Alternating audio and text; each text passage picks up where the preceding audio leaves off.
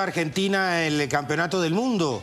Incluso hay repercusiones en la selección francesa, que ya se encuentra en su país y que fue recibido por una gran multitud. Nuestra agenda del día nos irá mostrando qué es lo que o cuáles son los temas que vamos a estar tratando en el programa de hoy. Y una de las principales noticias que nos deja el día postmundial es la renuncia de Karim Benzema al seleccionado francés. Recordemos que el actual Balón de Oro iba a representar a su selección en este campeonato del mundo, pero una lesión lo impidió. Al final se especuló mucho si podía llegar, si no podía llegar, si le daba permiso el Madrid, si lo quería Deschamps o no, pero hoy Karim Benzema ha dicho que le dice adiós a la selección de Francia, uno de los mejores delanteros de la actualidad en el fútbol mundial. Otro de los temas que nos atañe hoy son las polémicas arbitrales y vamos a contar con la presencia de un experto, un ex árbitro español, para ir hablando de este nuevo reglamento repleto de interpretaciones que tiene la FIFA y la International Board. Vamos a estar hablando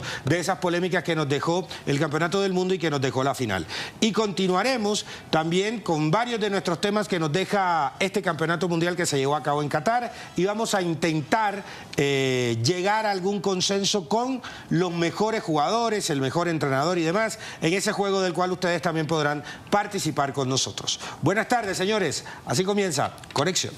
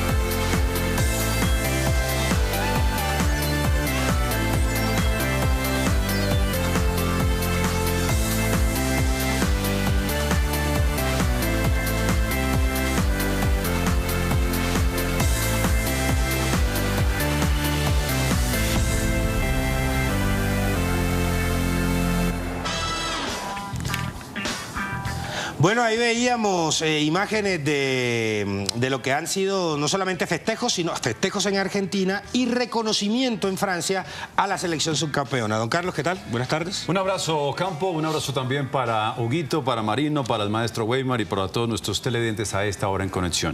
Bueno, yo creo que esto que está pasando con Argentina realmente es sin igual. Yo creo que perdurará en el tiempo, no solamente lo que está pasando a esta hora en Buenos Aires, en toda Argentina, realmente la forma como está desarrollando su viaje la selección argentina de fútbol, pasando por Roma precisamente, en rumbo a Ezeiza, sino que perdurará en el tiempo, ¿no? Con el paso de los días, de los meses y de los años, la afición, ¿no? Que está creciendo en materia deportiva, en materia futbolística, que no solamente tiene que ver con el fútbol, sino con todos los deportes. Dice, aquí hay un puñado de jugadores que salió adelante con un gran líder que se llama Leo Messi, y por qué no más adelante podemos repetir esa gesta, esos títulos muy importantes. Eso sí, a favor de los buenos ejemplos que esos niños y esos jóvenes que vieron indudablemente a Argentina ser campeón del mundo ayer en Qatar no tengan ese ejemplo tan malo en el caso de la forma como celebró Dibu Martínez, que eso es un tema para el olvido. Ni en las buenas ni en las malas si hay que celebrar de esa forma, que realmente es un gesto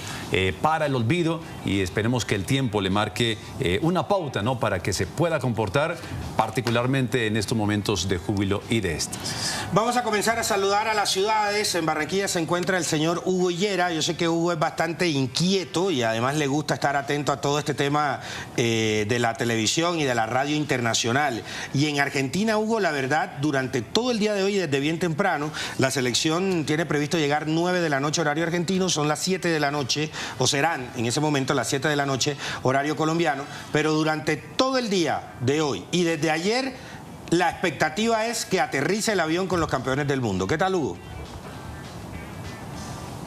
Así es, Campo, un abrazo a mis compañeros, a la amable teleaudiencia. Así es, he alcanzado a ver 7, 8 estaciones de televisión, hasta la televisión que no es informativa, que no es deportiva, ha estado transmitiendo eso que es como una batalla de flores, el sábado de carnaval aquí en Barranquilla, pero aumentada como por 500.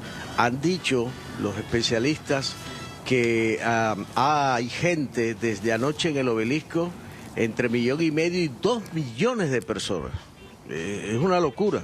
Y de verdad que cuando muestran los drones sobrevolando la multitud, uno cree y se convence de que ahí hay esa cantidad de gente. Lo han comparado como cuando, dicen ellos, entre comillas, volvió la democracia con Alfonsín, que toda Argentina se fue a la calle. Pues es un bonito recuerdo, pero hoy Argentina está otra vez con todos esos rollos políticos y económicos que lamentablemente le han acompañado en los últimos años. Hace por ahí una media hora estuvimos viendo el Flight Tracker, estábamos siguiendo el vuelo de la selección argentina. No te imaginas la cantidad de gente que está pegada allí, y ya estaban sobrevolando Brasil, habían pasado el borde de Río de Janeiro. De manera que ellos podrán estar aterrizando en la próxima hora y media, hora y 40, en fin. El rollo va a ser salir de Ezeiza, porque ya también hay gente en toda esa autopista Richeri, creo que se llama, Campo, tú que viviste allí, que afortunadamente es amplia, ¿no? Y bueno, allí podrán tener menos problemas, pero cuando traten de acercarse a la avenida 9 de Junio, en el Obelisco, eso va a ser un lío. Y la última es que hay un tirijala, porque el gobierno quiere que la selección vaya a la casa de gobierno y los jugadores han dicho que no. Inclusive están esperando que salga el comunicado de presidencia donde se decreta día feriado mañana para que la gente pueda asistir, como buscando de pronto un acercamiento, pero los jugadores han dicho que no van a ir a la Casa Rosada ni a Olivos a visitar al presidente. Uno de las grandes imágenes que dejó el festejo del título del mundo del 86 fue precisamente Maradona, Checho Batista, Neri Pumpido, Bilardo saliendo al balcón de la Casa Rosada, plena Plaza de Mayo, y todo el pueblo argentino que estaba festejando en ese lugar ahí debajo de ellos. Seguramente era una imagen que duró todo este tiempo, desde el 86 hasta acá. Y seguramente Alberto Fernández, presidente de Argentina, quería también tener esa imagen para la posteridad. Pero los jugadores, como dice Hugo, han dicho que no, y la verdad estarán llegando bien entrada la madrugada, creo yo. Si tienen planeado llegar al Obelisco, van a estar llegando bien entrada la madrugada. O sea, eso será una transmisión de toda la noche. Pero la idea, Campo, es que una vez lleguen a Ezeiza, se van a su sitio de descanso, ¿cierto? Que está ahí al lado. Sí, y solamente hasta el mediodía van a ir a la celebración, ¿cierto? Okay. Entendiendo que es un viaje largo, todo lo que ha pasado, el festejo y demás. No tendría sentido llegar y de una vez, no. Ahí hay un tiempo prudente para el descanso.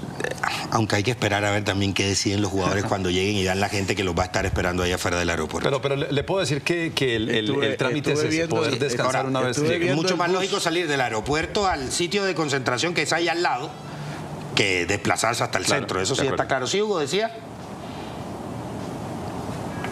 Que estuve viendo el bus. Es un bus doble piso, descapotado arriba.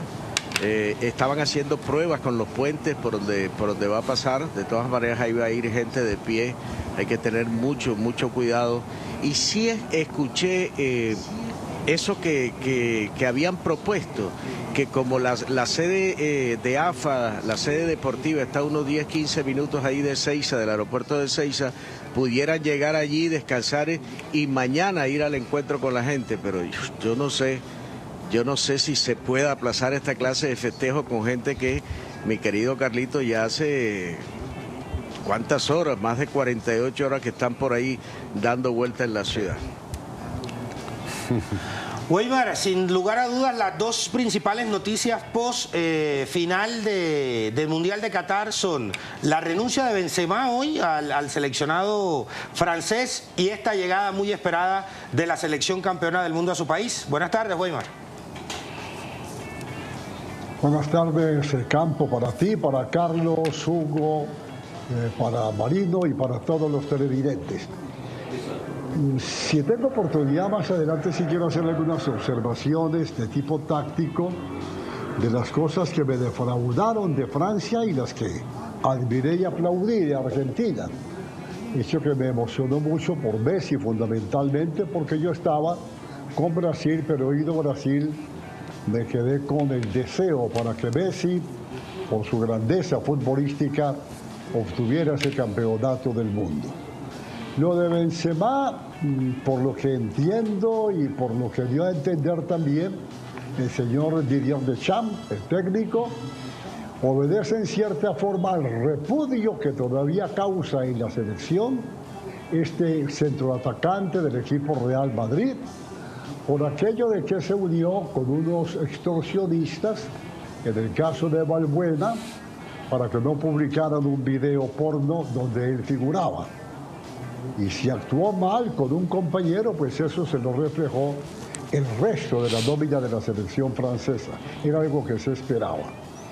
Y finalmente, muy disgustado, pero muy disgustado, con el señor Emiliano Martínez, aquel que insultó y trató mal con términos soeces a los jugadores colombianos en la Copa América, cuando le cobraban desde el punto penal, que repitió la actitud en este Mundial frente a los jugadores de Países Bajos y que ayer remató con una actitud obscena que la televisión la mostró en una transmisión donde hay cientos de miles o cientos de millones de niños y niñas observando, y este sujeto, que parece nacido en la peor alcantarilla del peor lumpen de Argentina, hombre, los gestos obscenos que hizo son absolutamente imperdonables. Y después sale a decir que no, que era dirigiéndose a los franceses porque lo habían abucheado. ¿A qué jugador no abuchean en el mundo? A todos. De manera que tiene una actitud y después en una posición ambigua, quiere decir que no, que él es inocente. Que se vaya pa'l carajo ese sujeto despreciable, que lo confieso, si me lo regalaran para un equipo de fútbol, lo devolvería por detestable. Ahora, yo estoy con Weimar, es repudiable la actitud de Dibu Martínez. El festejo de la final, Marino, también nos deja una imagen que yo, la verdad, creo que nunca se había dado en un festejo de campeonato del mundo, y es la presencia de las familias. Los hijos de Messi, la mamá de Messi, la esposa de Messi, varios de los jugadores también fueron y buscaron a sus hijos o a familiares, y fue como un mundial distinto en ese sentido, porque los jugadores de Marruecos también habían dejado la vara alta en toda esa relación, mostrando a sus mamás. Cada vez que ganaban, los hombres lo que iban era a la tribuna a buscar, cada uno de los que la tenía ahí en el campeonato del mundo, a su señora madre y festejar con ellos. Dibu Martínez no fue el mejor arquero del mundial, para mí por lo menos. Pero Marino, yo creo que sin lugar a dudas fue un hombre que en los momentos determinantes terminó mostrando el valor que tiene en la selección. Hola, ¿qué tal, Campos? Saludo cordial para ti, igualmente para Carlos, para los clásicos de la provincia. Estamos hoy completicos. Hugo, precisamente, el maestro Weimar y ese servidor, y saludo cordial para todos los televidentes que nos honran con su inmensa sintonía a esta hora. Sí, yo creo que el Mundial tuvo cosas muy buenas y Argentina tuvo cosas excelentes de las que vamos a seguir hablando no sé por cuánto tiempo. Y por eso precisamente lo que tú anotas, ¿cierto? La integración de la familia, ¿no? Con algunos jugadores o con los planteles. Por eso es el lunar, lo de este individuo, ¿no? Lo del arquero Martínez, que nadie le discute lo que fue su gran incidencia para el título de la selección de su país. Pero ese cerebrito, ¿no? Esa cabecita de chorlito que tiene, por favor, pues no le permite enterarse que está representando a un país, no únicamente en lo futbolístico. Todo lo bueno y lo malo de una selección se refleja en un conglomerado que son sus paisanos, sus coterráneos, etcétera, etcétera. Y este tipo de sujetos son los que precisamente trastornan, maltratan la imagen del argentino del exterior. Por eso mucha gente se refiere con términos despectivos al pueblo argentino, que es un pueblo muy querido, muy decente. Entonces toman como idea básica de que todos los argentinos son como un tipo de estos, ¿no? Detestable, horrible, y yo creo que los adjetivos se acaban, se agotan para señalar a un sujeto de estos, que lo único que hace es enlodar a su país. Y en cuanto a la actitud de los jugadores, de no ir al Palacio, a la Casa Presidencial, a la Casa Rosada, etcétera, etcétera, pues hombre, obedecía que el paro no está para hacer cucharas, y si le han dado una satisfacción al pueblo, pues el pueblo no puede ser, según ellos, abofeteado con la presencia de ellos en la Casa de Gobierno. Y vamos a comenzar hablando del tema de Benzema, pero yo me quedé con el concepto de Weimar, porque es cierto, es una actitud reprochable, así como es para aplaudir la actitud del vínculo familiar y la presencia de los hijos y las mamás y demás. Es una actitud reprochable lo que hizo el Dibu Martínez. Pero, Weimar, yo no sé si la FIFA o la Conmebol o alguna confederación ha tenido alguna sanción para un exceso de un jugador en un festejo. Yo creería que la FIFA sí puede actuar, ahora no sé si lo haga, no creo, debería, para marcar un precedente. Pero yo no recuerdo una sanción a un jugador ni económica ni deportiva por excesos en un festejo, ¿o sí? No, es que son dos cosas muy distintas, Campo. Festejar está bien, y excesos en el festejo también. Quítese la camisa, baile, párese en la cabeza, haga lo que haga. Pero es una cosa es festejar un título y otra es respetar a 1.500 millones de personas en el mundo, como hizo este sujeto despreciable. Eso no tiene presentación ni tiene explicación. Y digo más, este es un arquero regular, es un arquero del bulto. Es muy bueno desde el punto penal. Y está celebrando porque tiene al lado a Messi, ¿no? Porque tiene al lado a un Otamendi, porque tiene al lado a un Enzo Fernández, a un Álvarez. Pero este es un arquero regular, muy bueno sí desde el punto penal, sin superar, por ejemplo, lo que hacía en esos disparos un hombre como René Guita. Ese sí fue grande de los grandes, o como lo hizo Chilaver en el fútbol paraguayo y suramericano en general. Entonces yo sí hago la dicotomía de este caso. Una cosa es festejar y que se tengan excesos, pero otra es adoptar una actitud absolutamente abyecta, irrespetuosa y ofensiva para el mundo. A él no lo pueden sancionar por el festejo, lo pueden sancionar por ese insulto, ¿no? Por ese insulto a los habitantes de todo el planeta Tierra. Asquerosa actitud que no tiene perdón ni de Dios. Yo creo que más allá de los términos económicos, de sanciones, de algún tipo deportivo que creo que no va a existir de parte de la FIFA, aquí hay una sanción que es la que más pesa y es la sanción moral, ¿cierto? La sanción que él comience a escuchar que lo que nosotros decimos aquí se replica a la enésima potencia en todo el mundo y que vea esa fotografía otra vez y mucho más, que también seguramente lo pueda advertir su familia, ¿no? Sus amigos, sus allegados, los propios jugadores del conjunto de Argentina. Incluso él tuvo un gesto muy especial con Mbappé, ¿cierto? Cuando estaba triste, y esa fotografía seguramente no fue un elemento tan multiplicador, porque lo que queda aquí es lo más evidente, que es una imagen para el olvido. Y un poquito más adelante estaba con un hijo, ¿cierto? Entonces, a veces esos buenos ejemplos, sobre todo tan cercanos, no quedan, ¿no? Yo creo que es un tema que hay que ponerle consideración, ¿no? Como decía Marino, en la cabeza tiene algo y no propiamente materia gris, ¿no? Hay algo un poquito de acerrín que no deja funcionar allí el cerebro. Marino.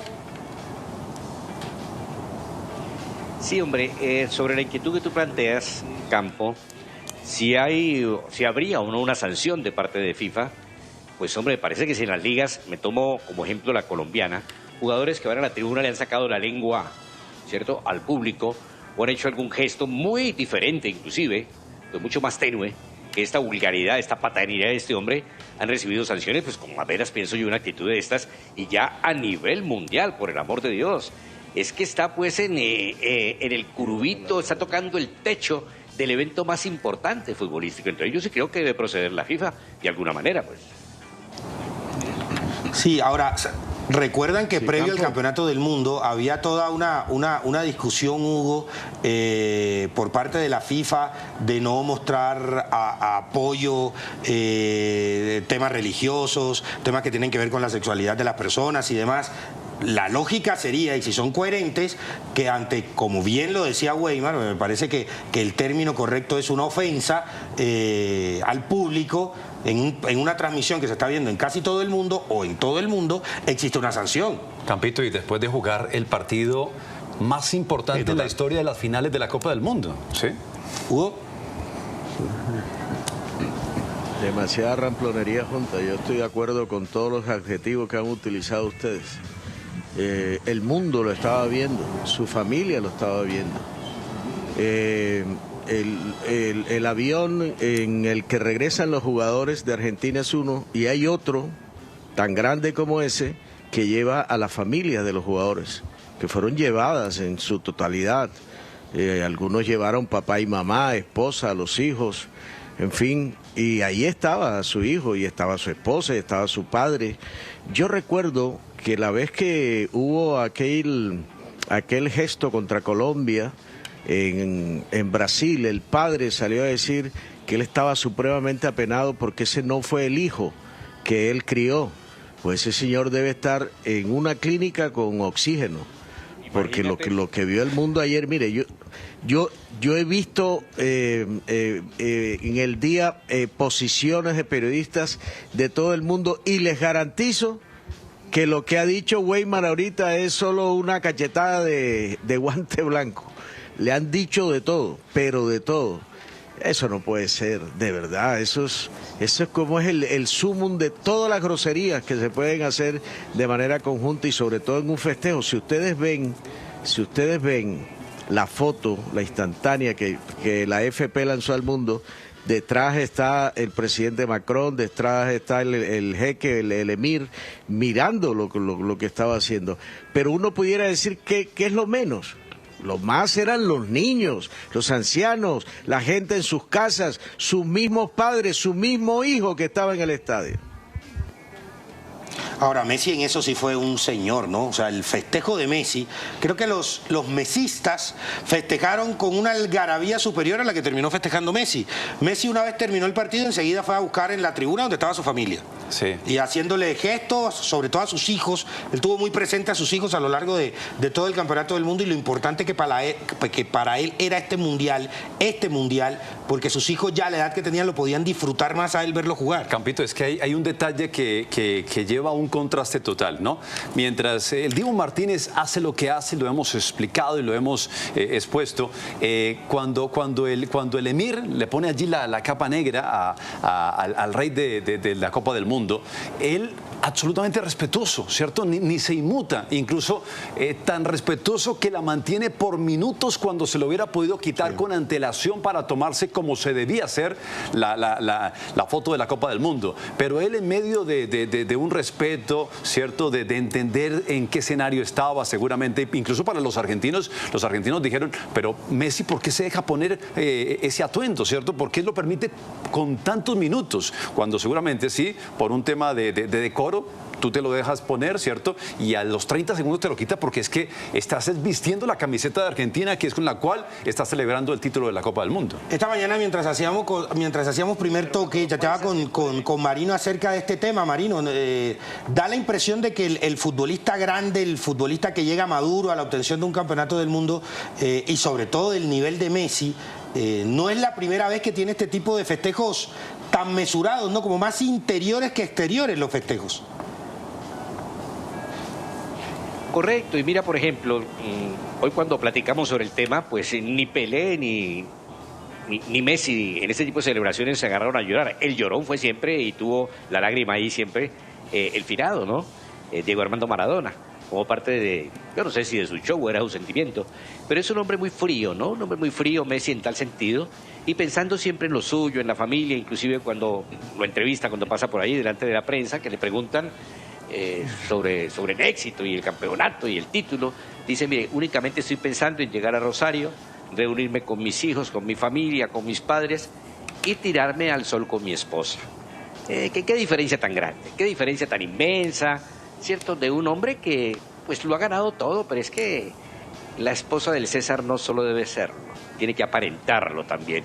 Y este torrante, para utilizar un término muy de ellos, pues hombre, digamos que se orinó en la tapa del piano, hermano.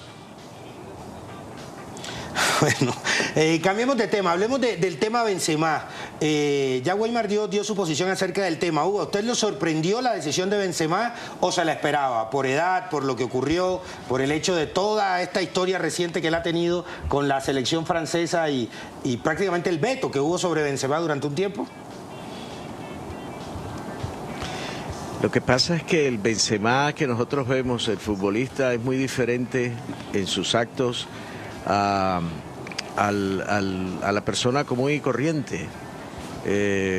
Mira lo que pasó con Balbuena, como dicen algunos, que fue un hecho de verdad bastante grave, un tipo de extorsión, con un video íntimo, en fin, y todas estas cosas que realmente le hicieron que no lo llamaran más a la selección francesa.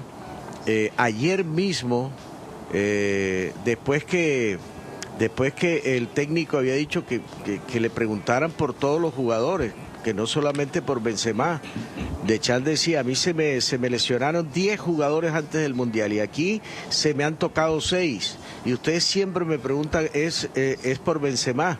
Indudablemente que eran preguntas de periodistas españoles de Madrid, ¿verdad? Porque querían buscar una noticia con respecto a eso, pero hasta el día que le sacaron la piedra a Deschamps.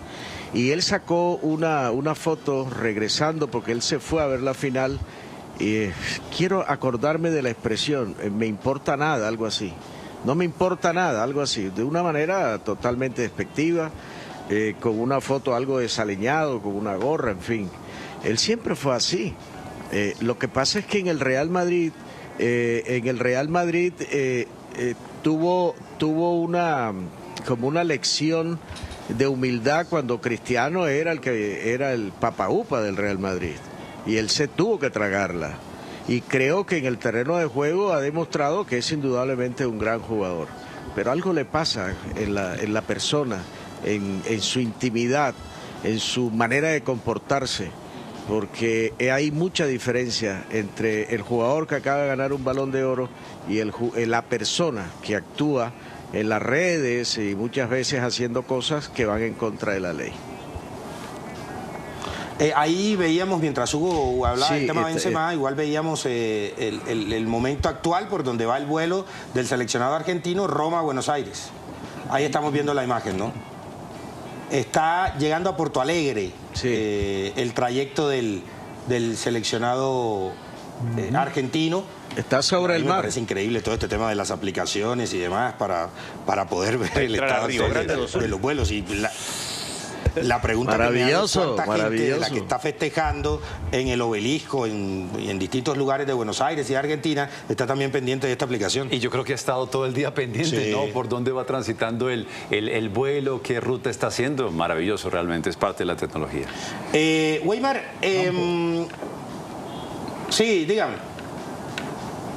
Sí, es que iba a decirte algo que a mí me defraudó mucho Francia, porque pensé que con el equipo que tenían iba a dar mucha más resistencia al conjunto de Argentina.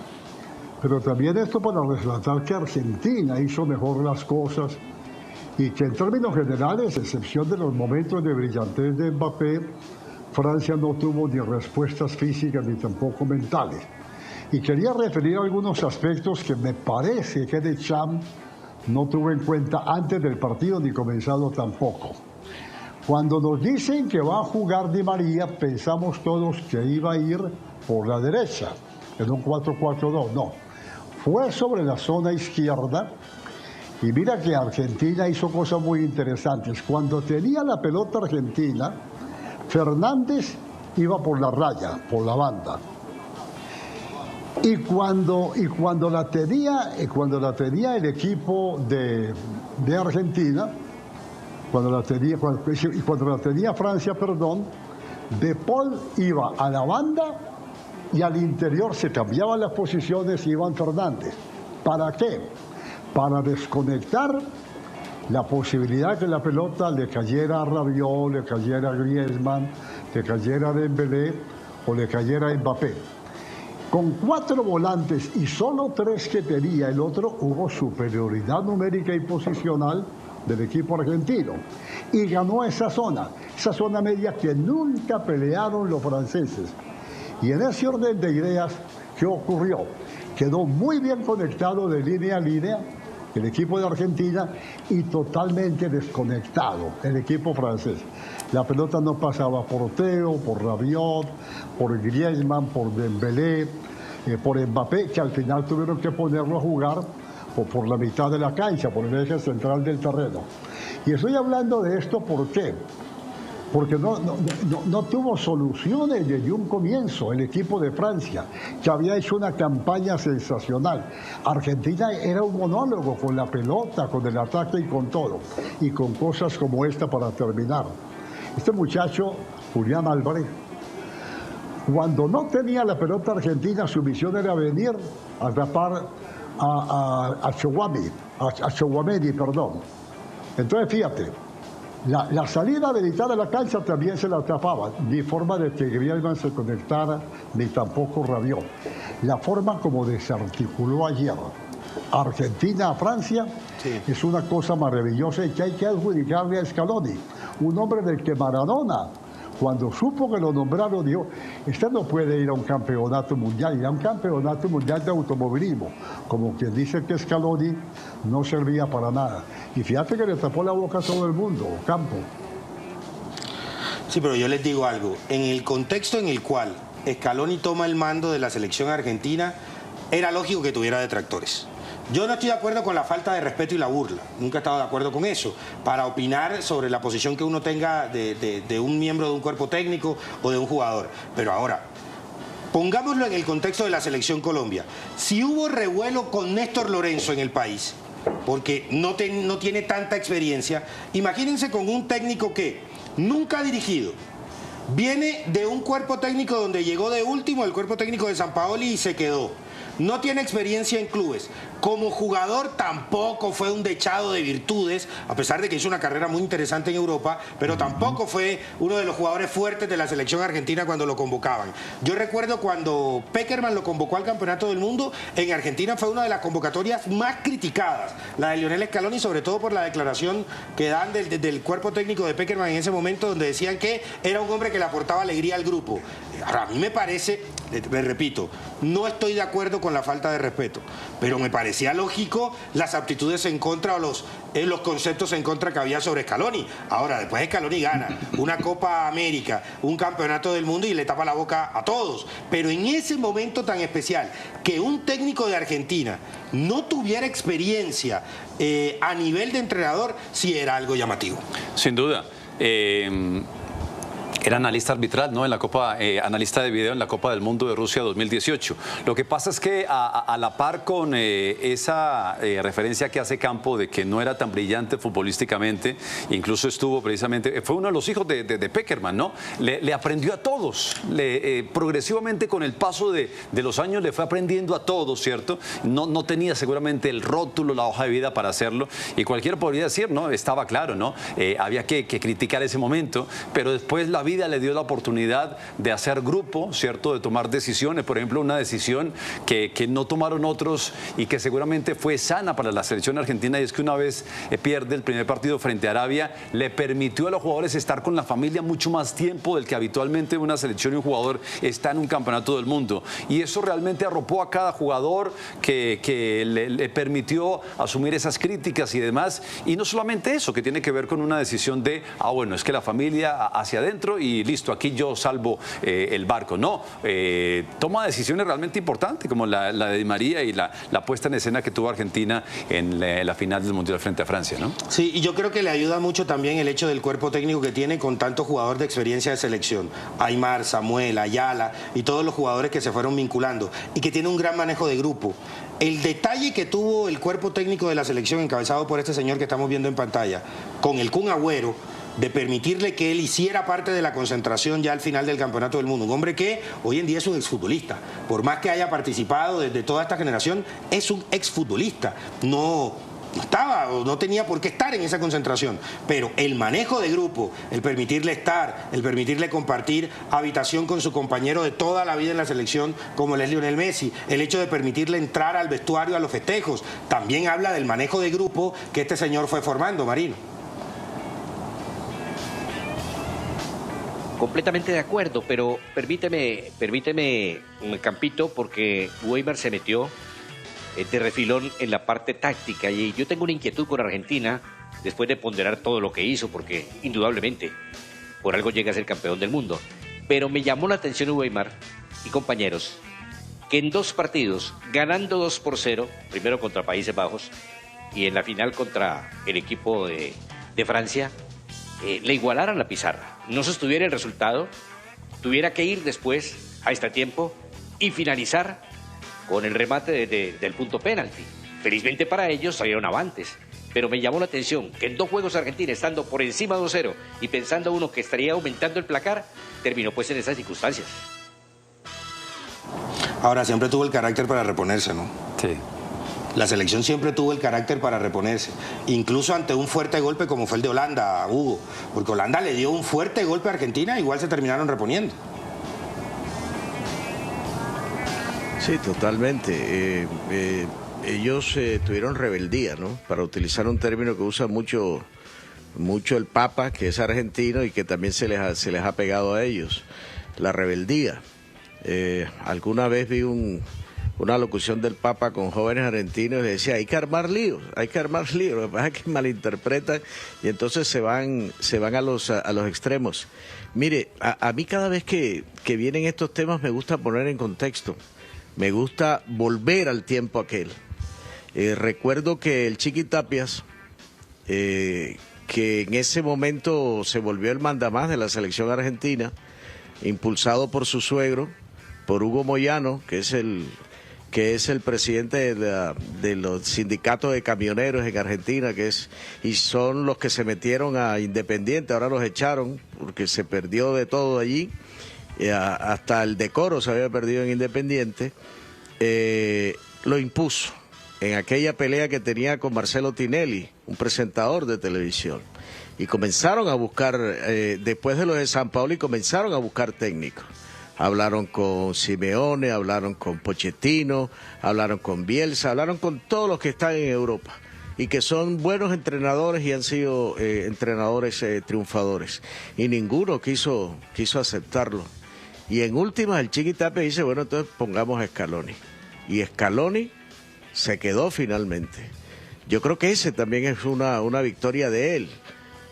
Porque finalmente, inclusive cuando ya después la niña comenzó a verse un poquito bonita porque se pintaba y se arreglaba el cabello, entonces ya otros le comenzaron a sonreír y él se quedó con Scaloni. Casi que a la par estaba un proceso en Colombia, cuando se va Peckerman y cuando la federación pone a Arturo Reyes. Y Arturo Reyes dirige 4 partidos con la selección mayor, no perdió ninguno, le fue bien, jugó con Argentina, con Brasil, no recuerdo otros partidos. A lo mejor ustedes sí que siempre fueron a cubrir Campo y Carlitos. Y no sé, faltó esa decisión, claro, porque aquí se armó la Tercera Guerra Mundial, pero peor de la que arma Putin, para que no pusieran a Reyes. Y yo creo, y sigo siendo consciente en eso, que nosotros perdimos una oportunidad histórica de haber hecho un proceso parecido. Weimar. Campo. Si es que yo entiendo muy bien la inquietud que tiene Marino, y yo estaba pensando justamente en eso, en esos 2 partidos. El partido contra Países Bajos lo va ganando Argentina y le empatan a 2 tantos y forzaron la ida a prórroga y luego el punto penal.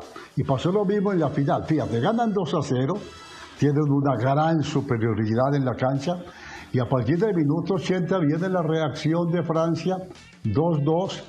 En la prórroga gana Argentina 3-2 y quiero decir que en la prórroga y en los penales también fue más el equipo de Scaloni y le termina empatando otra vez Mbappé.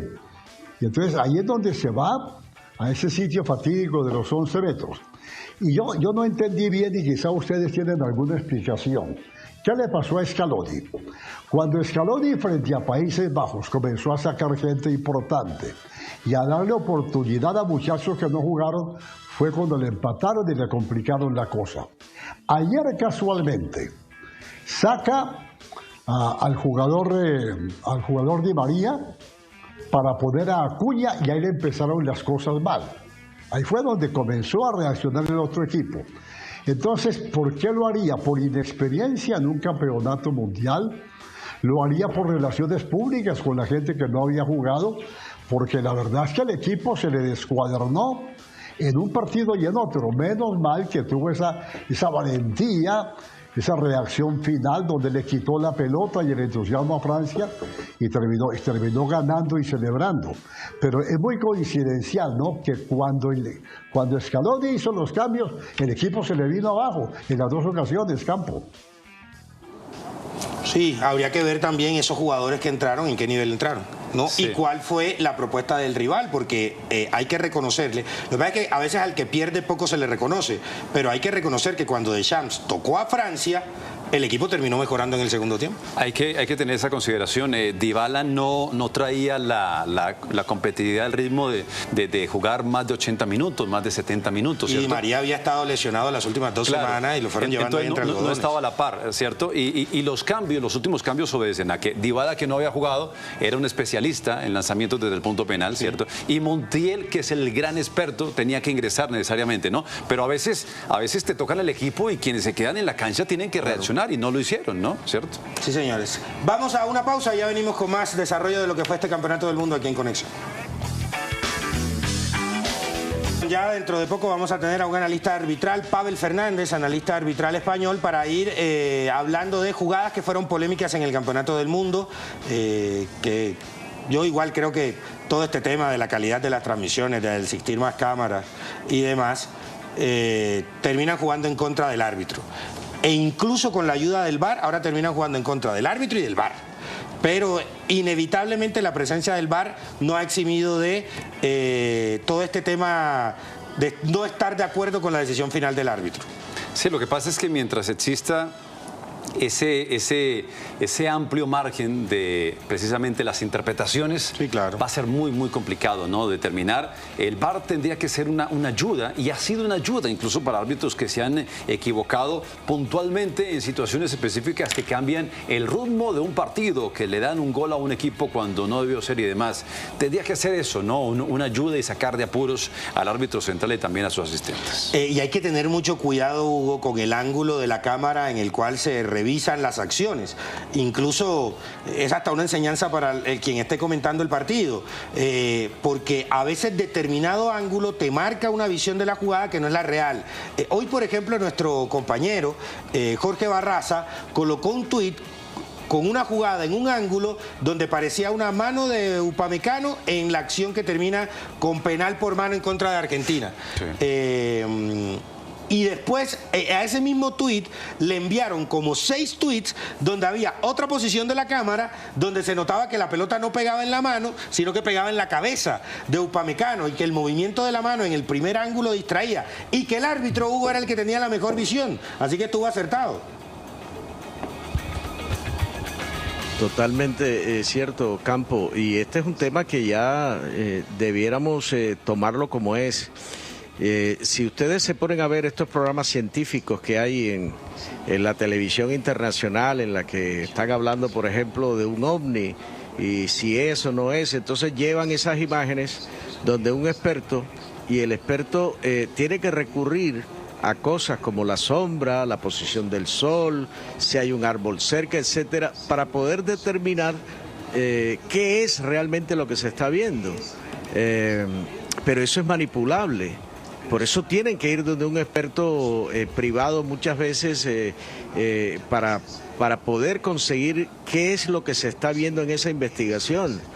La televisión es una serie de imágenes instantáneas, ¿verdad?, que van de décimas de segundo o más, muy rápido o lento, y te hacen ver cosas que de pronto cuando la pones normal ya no es igual. Si la ves desde la cámara que está detrás del arco, te muestra una cosa, la que está en la lateral te puede mostrar otra.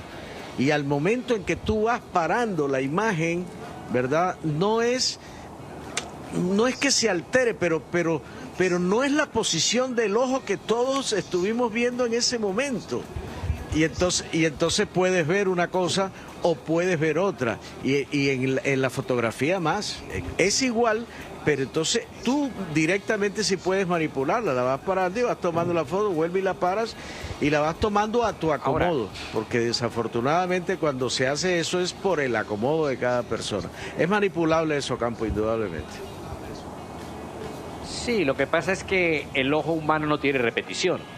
Esa es la gran diferencia con la imagen de la cámara. Y el ojo humano tiene un solo ángulo. Sí, bueno, ya lo podemos presentar a Pavel Fernández. Pavel, muchísimas gracias por estar con nosotros aquí en Conexión. Un abrazo. Muchas gracias por estar y por tratar de darnos luces de lo que parece un nuevo reglamento desde la aparición del VAR, desde todo ese tema de las interpretaciones arbitrales. De entrada, Pavel, le quiero preguntar, ¿cómo le pareció a usted el nivel arbitral y el nivel de VAR en este Campeonato del Mundo? ¿Qué tal, Campito? Buenas noches a todos. Bueno, buenas noches en España. Son casi la 1 de la madrugada en España. Un placer estar con vosotros. Qué maravillosa esta tecnología, ¿no? Que permite poder estar comunicados desde tan lejos. Insisto, un placer muy grande. Bueno, el arbitraje en este mundial, desde luego, ha tenido muchas polémicas, muchos errores, muchos fallos. Siempre digo que el arbitraje nunca se puede clasificar como excelente, ¿no? Porque siempre hay muchos errores, pero esos errores en este mundial yo creo que tampoco pueden estar de notable. Creo que lo debemos dejar en un 6,5, en un bien alto, con muchísimas cosas por mejorar, desde luego. Bueno, comencemos a ver jugadas que tenía preparada nuestra producción para conocer el análisis y la interpretación de usted.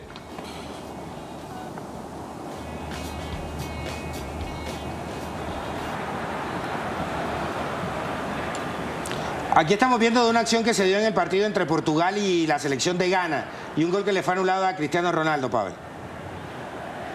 Sí, está mal arbitrado, ¿no? Porque siempre decimos que el árbitro debió primero aplicar la falta para que el VAR pudiera revisar, pero quitó la falta antes de que se concediera el gol, pues el VAR no puede revisar la jugada. Una falta muy pequeñita que anula un gol a Portugal que a todas luces es legal. Sin duda se equivoca el árbitro en señalar la falta y sobre todo, y más importante, en no permitir que acabase la jugada para que luego pudiera ser revisada. Ese es un detalle importante que usted marca. El árbitro pita antes del remate de Cristiano Ronaldo, ¿no? Y eso impide que el VAR intervenga en la jugada. Sí, correcto. Aquí en España siempre decimos mucho aquello de que los penaltis deben ser penaltis de verdad. Aquí en España llevamos un debate, una locura de debate con los penaltis y los penaltitos. Aquí, así le llamamos aquí en España. Pues lo mismo con las faltas que anulan un gol, ¿no? Creo que una falta que anula un gol debe ser una falta de verdad. Una falta de verdad. Esto no es una falta de verdad. No es una falta suficiente para anular el gol. Vamos a ver otra acción. Esta fue en el partido entre Uruguay y la selección de Ghana. Veamos la acción. Sí, este penalti, es un penal no sancionado. Sí, lo curioso de este penalti es que, si no recuerdo mal, aquí lo mandan al monitor.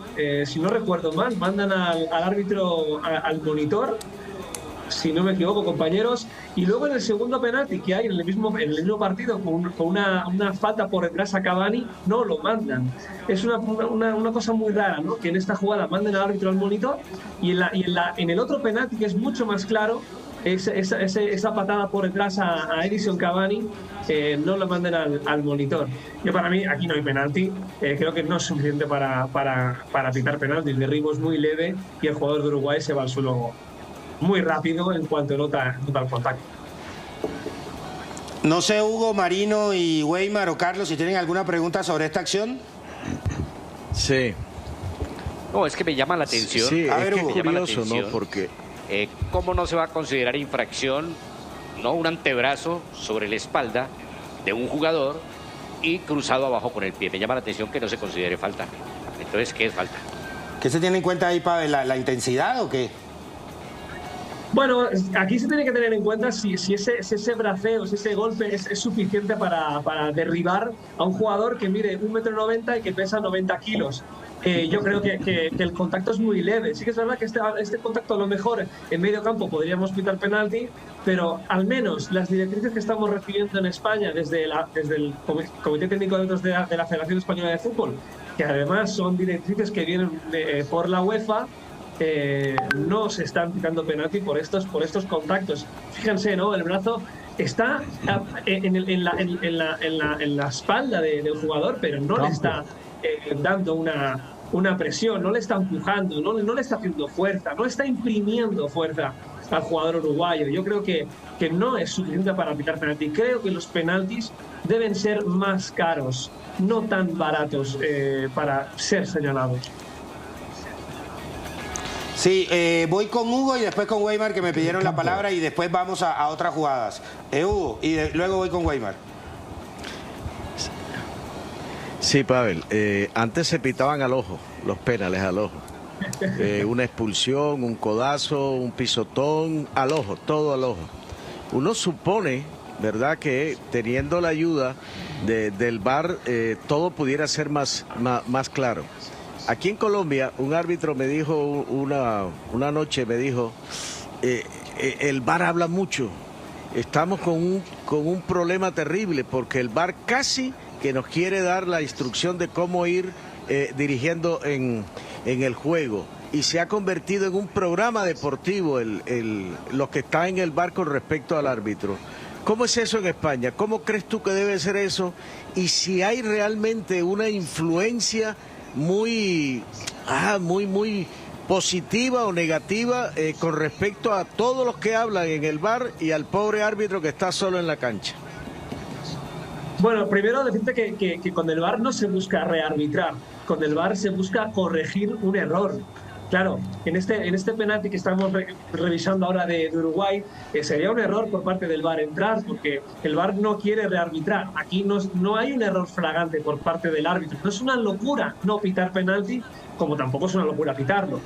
El VAR yo creo que está haciendo peores a los árbitros. Yo creo que los árbitros ahora saben que tienen ese comodín, esa red debajo de salvación, y creo que el VAR hace peor al árbitro de campo.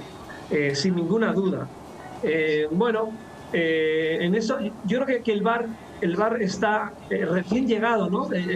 Tan solo llevamos 3 temporadas con VAR y parece que llevamos toda la vida, ¿no? Creo que tiene que mejorar, creo que tiene mucho recorrido por delante, y seguramente dentro de unos años tendremos un VAR mejor, seguramente. Weimar. Claro, quiero hacerle caer en cuenta a Pavel de esto, ¿no?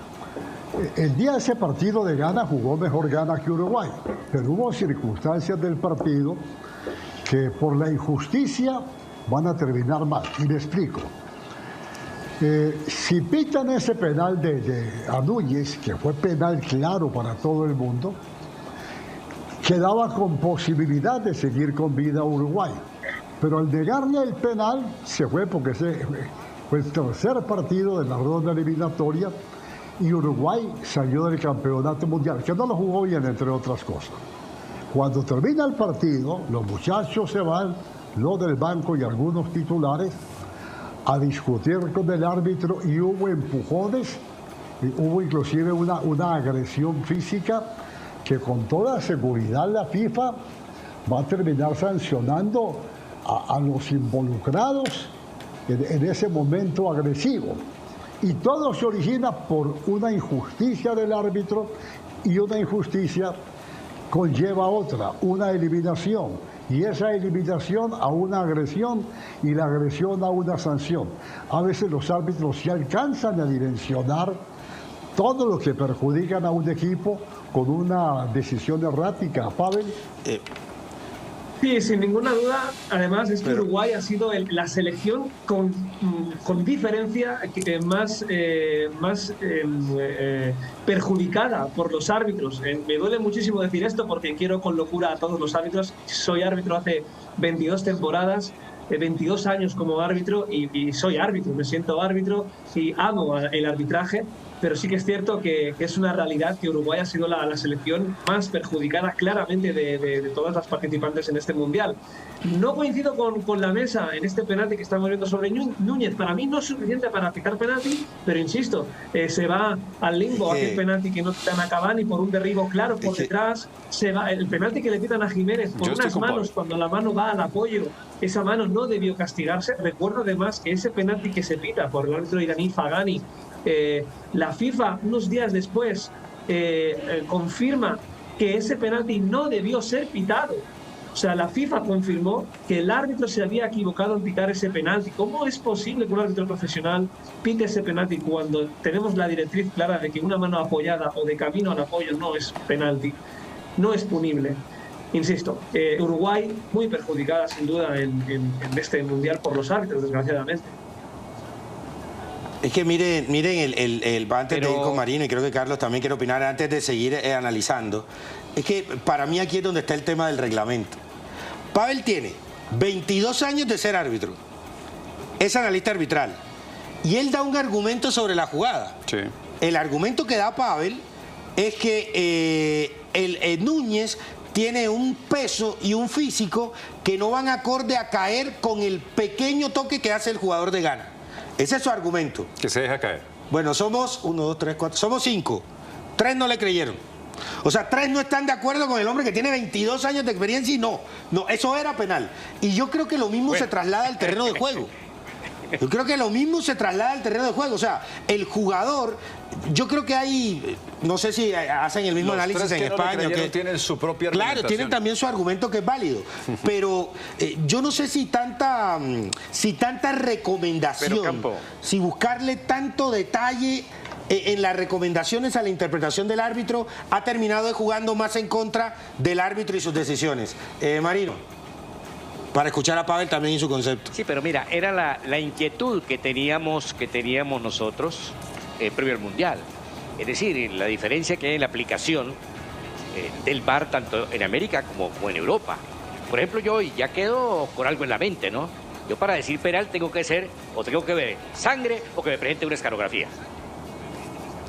Sí, y tener claro, Pavel, el tema del peso y de la envergadura del jugador. El tema es que el hincha que está viendo el partido no lo va a tener en cuenta tampoco.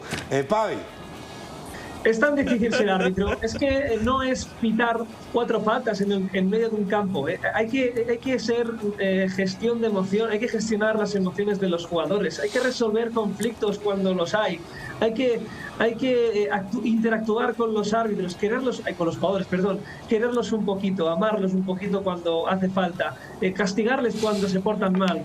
Y cuando ocurren todas estas cosas dentro del área, sobre todo, que es donde más importancia cobra todo, es donde se deciden los partidos dentro de las áreas, pues uno tiene que tener en cuenta, pues eso, la distancia a la que el balón está para ser jugado, y evidentemente tiene que tener en cuenta la altura, el peso, todo se tiene que tener en cuenta. Es así. Pavel, un saludo muy especial. Te saluda Carlos Zapata. Yo quiero ponerme en el rol de en este momento ser Pavel Fernández. Tengo un partido donde hay una saturación de llamadas del VAR, ¿cierto? Y pasa, ¿no? En situaciones especiales. Me han llamado 7, 8 veces al VAR, y en la 9ª jugada estoy seguro de que esto pasó y que no confío en el VAR porque lo vi claramente. Yo, llamándome Pavel Fernández, me puedo dar el lujo de decirle al VAR: no quiero ir, estoy seguro de mi decisión. O no necesariamente en la 9ª, pero sí, por ejemplo, en la primera, y lo pongo en el escenario de la final, cuando no llamaron precisamente al árbitro central en aquella jugada de Di María y de Dembélé. ¿Puede pasar eso? ¿Me puedo ir en contravía de lo que ellos quieren mostrarme y yo asumir el reto y la decisión de que pito lo que vi? No, Carlos, el procedimiento que se está usando desde el árbitro de campo a la sala, bueno, en España le llamamos sala BOR, no sé si se llama igual en Colombia, sí, la es sala igual. Donde están los árbitros del VAR, lo que se está haciendo es que el árbitro, cuando ha señalado una cosa o no la ha señalado, el árbitro de VAR le pregunta al árbitro de campo: ¿qué has visto, qué has pitado? ¿Qué has visto, qué has pitado? Esa es la pregunta que hacen desde la sala VAR al árbitro que está en el campo. En el árbitro de campo le dice: pues oye, yo he visto un contacto abajo, he visto un agarrón, he visto lo que haya visto. El VAR revisa las imágenes con esa información que le da el árbitro. Y evidentemente, si el VAR lo que le dice el árbitro no es correcto o no ha ocurrido, pues es cuando mandan al monitor al árbitro. Y el árbitro, evidentemente, no puede negarse. Debe ir, evidentemente, si el VAR le llama para que vaya al monitor. Hugo, y después de Hugo, analicemos un poco las jugadas discutidas de ayer. Hugo. Me quedé con una expresión tuya, Pavel, que hiciste en Radio Marca. Una sentencia que me pareció interesante. Dice: ni la M de Messi ni la M de Mbappé, la que brilló fue la M de Marciniak. Y estuve mirando, y Simon Marciniak, el polaco, pitó 3 partidos, mostró apenas 12 tarjetas amarillas y pitó 3 penales. Pero me llama la atención esto: Sampaio, el brasilero, y César Ramos, el mexicano, fueron los que más pitaron con 4. Hay un árbitro que a mí particularmente me llamó la atención, Iván Barton, el muchacho de El Salvador, que pitó 3 partidos, mostró 3 tarjetas amarillas y pitó un penal. Pitó Alemania 1, Japón 2 sin tarjetas. Y el venezolano Jesús Valenzuela, Inglaterra 0, USA 0 sin tarjetas también. ¿Cuál crees tú que fue el gran motivo para escoger a Marciniak? Y si ser árbitro del tercer mundo pesa mucho al momento de poder darte una responsabilidad mucho mayor que dirigir partidos de grupos. Bueno, tengo que decirte primero que sobre las tarjetas estamos ante el Mundial con menos tarjetas del fútbol moderno de la historia, con solo 3 tarjetas rojas. Solo han habido 3 tarjetas rojas en este Mundial.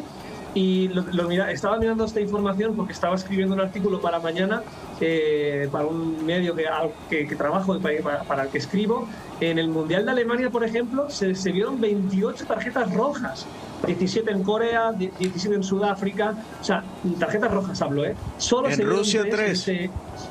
En Rusia 4, perdón. 4. En Rusia fueron 4. O sea, la tendencia es... 4. Correcto, la tendencia es alucinante, ¿no? Cada vez se ven menos tarjetas rojas y también se ven menos tarjetas amarillas.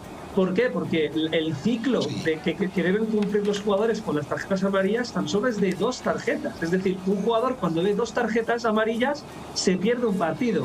En una competición tan cortita, el hecho de ver una amarilla es que te penaliza muchísimo. Entonces, bueno, el hecho de que hayan tantas pocas tarjetas, yo creo que va un poquito encaminado por ahí, ¿no? La IFAB, que cada vez busca que la tendencia sea amonestar y expulsar menos, y que además yo creo que los jugadores se portan mejor en los mundiales por eso, ¿no? Porque es una competición cortita y que ese ciclo de tarjetas es muy corto. Bueno, que al final que estos árbitros que nombrabas hayan sacado ninguna tarjetas o pocas, o yo creo que al final es una mera coincidencia. Y respondiéndote a tu pregunta, creo que Marciniak era el árbitro ideal por su carácter, ¿no? Por su forma de ser, un carácter fuerte, una personalidad muy imponente, un señor fuerte, musculoso. Creo que es un árbitro idóneo para una final y además con Argentina, que Argentina estaba llevando unos partidos un poco polémicos, con demasiadas polvareda en esos partidos, y creo que buscaron eso, ¿no? Un árbitro imponente para tener el partido más controlado, y yo creo que fue un acierto, creo que fue un arbitraje excelente. Pavel, tengo que ir a una pausa, vamos a la pausa y vamos a venir a analizar una de las jugadas de ayer. Yo sé que es la 1 de la mañana, pero le ruego ahí que se quede un poquito más. Ya si uno a la 1 no se ha acostado, se puede acostar a las 2 igual. Voy a la pausa y venimos a analizar la acción sobre Di María. De Dembélé, y creo que Weimar le tiene una pregunta, pero sí, le pido que nos regale unos minuticos, vamos a la pausa y ya volvemos para analizar esa jugada. Muy bien. Se dio en una de las finales del año anterior, en la ciudad de Ibagué, final entre el Deportes Tolima y el conjunto de Atlético Nacional, y es este gol en esa final que termina anotándolo Harlan Barrera, uno de los pocos goles que tiene Harlan Barrera de cabeza, creo, en su carrera. Una jugada donde gana Olivera en el primer palo, después del cobro de tiro de esquina de Jason Guzmán y la aparición de Harlan por el segundo palo le gana Junior Hernández.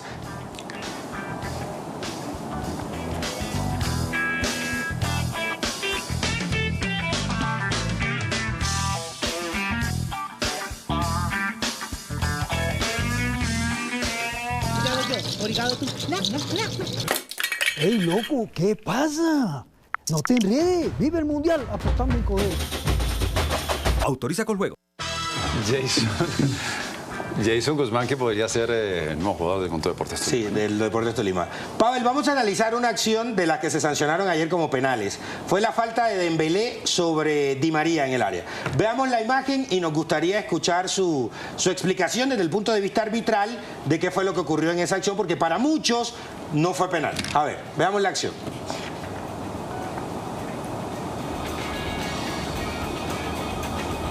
Ahí ya la estamos viendo. Es la acción de Dembélé sobre Di María ingresando al área. El árbitro se ve muy seguro, Pavel, y no utiliza VAR. Sí, yo creo que este penalti es un penalti pitado más por la consecuencia que por la acción, ¿no? La acción podríamos considerarla muy parecida, aunque no es igual, al penalti que estábamos mirando antes sobre Uruguay. El contacto es muy leve, pero a diferencia de este penalti, o de esta acción, mejor dicho, la consecuencia es que Di María se trastabilla. Claramente, Di María no hace una piscina. O sea, se trastabilla, se ve claramente en el plano corto que se ve enfrente y se va al suelo debido a ese contacto, pequeño contacto, pero que la consecuencia es clarísima. Di María se va al suelo por culpa de ese contacto con Dembélé. Sí que es verdad que de los tres penaltis que pita ayer Marciniak, este es el más leve o el más gris o el menos penalti de todos, pero yo creo que es un penalti bien señalado. Es decir, Pavel, no sé si mis compañeros tengan alguna pregunta, pero es decir, que se termina sancionando la imprudencia de Dembélé o tal vez la falta de cuidado de Dembélé cuando se le atraviesa Di María. Creo que es más la consecuencia que la propia acción de Dembélé. Marino. Pues hombre, ya con la jodienda del peso y la estatura, pues al flaco hay que quitárselo. Hugo. Además, aquello que como le llaman el fideo a Di María, sí. Es tan pequeñito y no pesa mucho, yo creo que se va al suelo muy rápido, desde luego. Y le cae un escaparate encima. Sí, siempre, no sé, pero últimamente estamos hablando de eso, de los mínimos contactos que hay. Y yo creo que los árbitros han aprendido mucho de eso, porque es que 64 partidos, 210 tarjetas amarillas, 3 tarjetas rojas y 20 penaltis. El promedio de tarjetas amarillas por juego en el Mundial que acaba de terminar en Qatar es 3,28, supremamente bajo. El promedio de tarjeta roja 0,05 y el promedio de penal 0,31. Ahorita Pavel decía eso, que era tal vez el campeonato del mundo con unos números supremamente bajos. Pero ha sido recurrente, Pavel. Cada rato, en cada partido, estamos hablando del mínimo contacto. Y yo creo que ese es un tema que va a tener la International Board que, no sé, hacer algo. Porque últimamente hemos tenido líos con la mano, líos con el VAR, en fin, hay una cantidad de cosas que van saliendo, una cantidad de aristas que se prestan para estas cosas y que Messi finalmente debe intervenir la International Board, ¿no?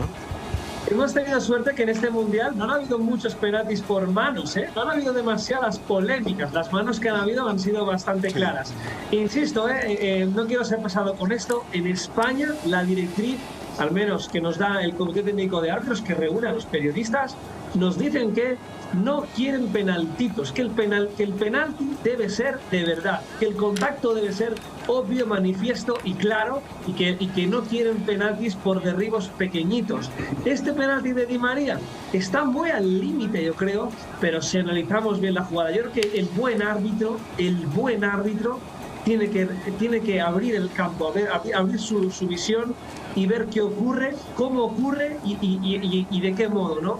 Creo que ese contacto es muy pequeño, es cierto, es muy pequeño, pero de la manera que ocurre con Di María, con la posición ganada, Di María lo tiene todo a favor, ya ha superado a Dembélé, puede incluso ya disparar, está cogiendo una posición óptima para disparar o dar el pase atrás, tiene toda la ventaja del mundo, no se va al suelo porque sí, no es una caída voluntaria, es una caída producto de un pequeño contacto, cierto, pero suficiente para tirar a Di María. Marciniak muy bien colocado, es increíble lo vean en directo, es increíble, insisto, me quito el sombrero porque Marciniak lo ve en directo, ese contacto que nadie vimos y que tuvimos que buscar esa repetición a cámara lenta desde diferentes ángulos. Marciniak, repito, lo vio en directo y sin ayuda del VAR. Alucinante y, como digo, a la altura de la mejor final del mundo, de la historia, yo creo. Weimar tenía una pregunta. Sí, es que este penal hace parte de los errores, creo, de Deschamps. ¿Cómo puede marcar a Dembélé, un hombre que es hábil y que no sabe marcar, nada menos que a Di María? Pero hay esto, Pavel, mire, yo distingo muy bien lo que es cuando un defensa toca por la espalda a un jugador para tener la referencia espacial, dónde está, ¿no? Y otra muy distinta es el empujón. En la secuencia que nos estaba presentando la producción de Win, veíamos dos cosas. Dembélé tocando por la espalda, no empujando a Di María, punto uno. Y Di María, cuando siente que lo tocan, de inmediato se tira. Cuando está ya cayendo, y se tira es para impresionar al árbitro cuando está cayendo, es el toque sutil que hace Dembélé, ¿no? Y yo creo que eso, que se haya tirado antes de que lo toquen, es precisamente lo que hizo dudar a tanta gente, Pavel, de si era penal o no. Precisamente eso es lo que yo explicaba antes, ¿no? Imaginar que el árbitro de VAR le pregunta a Marciniak, Simon, ¿qué has visto? ¿Qué has pitado? Imagínate que Simon le dice, he visto un empujón. Pues el VAR le diría, oye, este empujón no es suficiente para pitar penal. Vente a ver. Seguramente Simon Marciniak le dijo, no, le toca abajo con el pie y le hace caer. Entonces aquí el VAR no puede entrar porque no hay un error claro, obvio y manifiesto, y el VAR no está para rearbitrar. Por lo tanto, no podemos decir que Simon Marciniak se equivocara. Podemos estar más o menos de acuerdo si es suficiente o no para pitar penalti, pero no podemos decir con rotundidad que se equivocó. Hay un contacto leve, correcto, antes de que se vaya al suelo, abajo, y es verdad que ese contacto hace trastabillar a Di María y por lo tanto, aunque no nos guste, a mí no me gusta que se piten estos penaltis, pero el penalti se podía pitar. Está bien señalado y por lo tanto el VAR no puede entrar en este penalti. Pavel, antes de ir con una nueva pausa, ¿no sería mejor, no sé cuál es su opinión o no sé qué han hablado en España, pero no sería mejor para evitar todo este tipo de suposiciones y de distintas interpretaciones que se dieran a conocer los audios del VAR? Sí, sería maravilloso, desde luego. La FIFA no permite que estos audios se hagan públicos. Tengo ahora mismo en la cabeza, creo que en Uruguay, si no recuerdo mal, publican los audios, creo que todas las semanas, cierto, ¿verdad? Sí, es Paraguay, ¿verdad? Sí, en la Libertadores se permite la publicación de los audios, Libertadores o Sudamericana, pero sí se permite la publicación de los audios. Yo creo que es la Asociación Paraguaya, creo que publica todas las semanas las conversaciones de la sala que hay entre el árbitro y el BOR. Pero creo que es, ¿qué te digo? Creo que es por directriz de la FIFA que no permite que los audios en directo sean escuchados por los aficionados o por los espectadores. Desde luego, ojalá en un futuro próximo pues tengamos esos audios en la mano para poder ver realmente qué es la caja negra de los aviones y por qué. Sí, vamos a una nueva pausa y ya venimos para despedir a Pavel, que nos ha dado varias luces de jugadas y de temas que hoy en día el árbitro tiene en cuenta. Pausa y ya volvemos.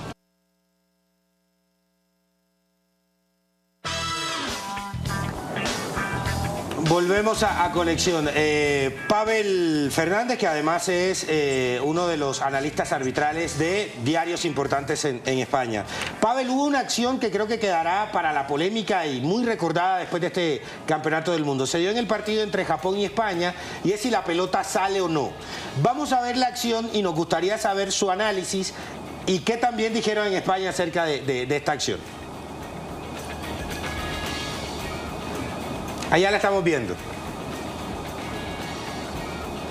Bueno, aquí en España no sé si es igual que en Colombia, pero en España mira que nos gusta mucho hacer bromas. En Twitter era un río inmenso de polémica, de comentarios, de memes, de risas y de comentarios. Bueno, y además, como nos habían quitado aquel gol en el Mundial de Corea y Japón también, que no, por un balón que no había salido, bueno, la verdad que no se paró de hacer comentarios al respecto, ¿no? Vemos que aquí parece que sale ese balón, ¿no? Parece que sale en esta toma, pero hay que tener en cuenta que todas estas tomas que estamos viendo ninguna de ellas es desde un plano cenital, es decir, en línea con la línea de meta, ¿no? Por lo tanto, aquí parece que sale, aquí lo vemos, parece que ese balón está totalmente fuera, pero si ponemos la cámara en un ángulo cenital, en línea con la línea de meta, creo que se comprueba de que efectivamente la panza de la pelota parece que está en contacto todavía con la línea. Por lo tanto, yo creo que el gol fue bien concedido por los árbitros. Pavel, muchísimas gracias por el aporte. Un abrazo, muchas gracias. Un abrazo, cuídense mucho y pórtense bien con los árbitros. Y con los comentaristas de los partidos. Pausa y ya volvemos. El fútbol continúa. Real Betis-Atalanta. En vivo, viernes 23 de diciembre a las 11 de la mañana. Por Win Sports Más y en la app Win Sports Online. Estás viendo Conexión.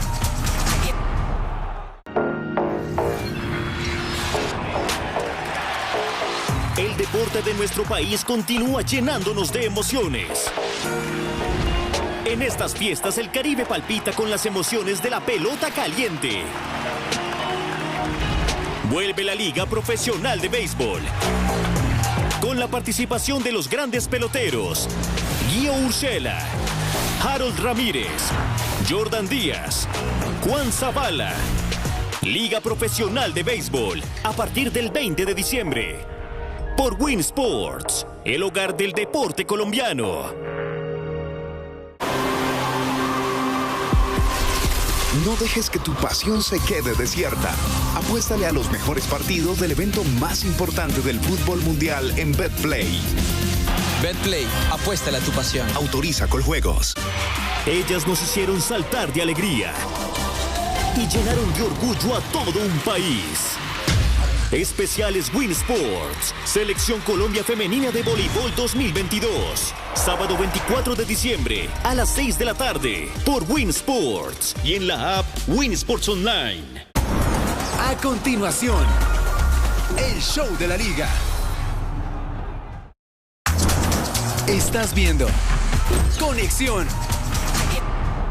Sobre la jugada, lo que él cree, pero además debe dar un concepto sobre lo que él cree que pita el árbitro. Claro. Que es una diferencia. Es un escenario mucho más complicado. Que es una diferencia abismal a como se ha venido comentando fútbol durante toda la vida. Ahora no es solo el concepto de quien comenta, sino que el que comenta tiene que decir, bueno, igual creo que el árbitro lo que está sancionando es que no es penal porque le conoce el peso y la altura al jugador que cae. Eso es cierto. Mire, Campo, ya como estamos en la recta final, permítame entregar esta noticia. Acaba de salir un comunicado de Conmebol donde habla de la Copa Sudamericana, que tiene una notoria modificación en su primera fase. Atención que la Copa Sudamericana tendrá partidos, solamente un único partido, no partido de ida y de vuelta.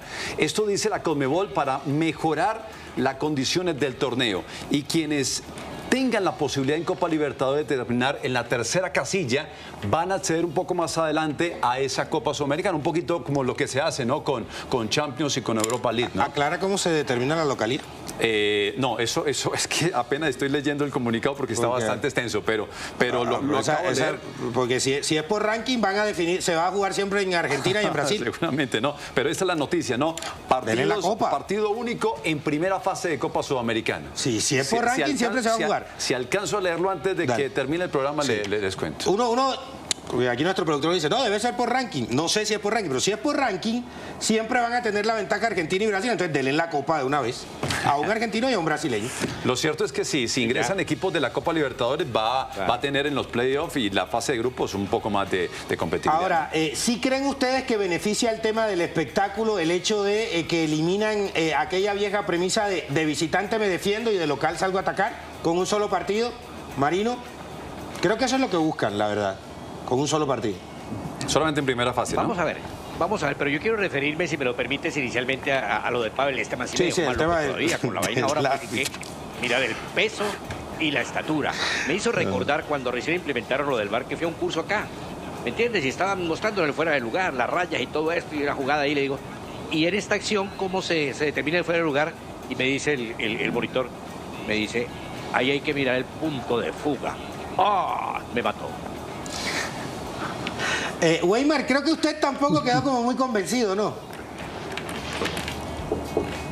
No. Hasta que eso no modifique la redacción, yo creo que no voy a quedar contento.